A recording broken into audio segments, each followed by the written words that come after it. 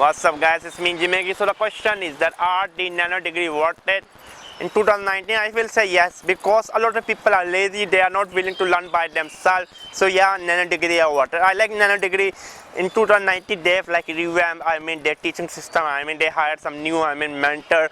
So yeah, personally 2019, if you want to learn programming, you want to learn marketing, digital marketing, Nanodegree is quite good. You a lot of digital marketers even do not understand what is the value proposition. If you ask what is value proposition, I'm kind of tongue tie problem. If you ask someone what is a value proposition, they will say ah.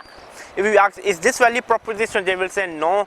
At the end of the day, people do not even understand SWOT. SWOT is a test, strengths, weakness, opportunity, threat. So if you want to learn especially digital marketing, you want to learn programming, web development, Nanodegree is the best way, because it gives you like a curriculum. You need to follow, you need to do the project assignment, someone is looking over you, a reviewer. A lot of the self-taught, a lot of the are going to be self-taught, so developers are absolutely have no discipline, have no motivation.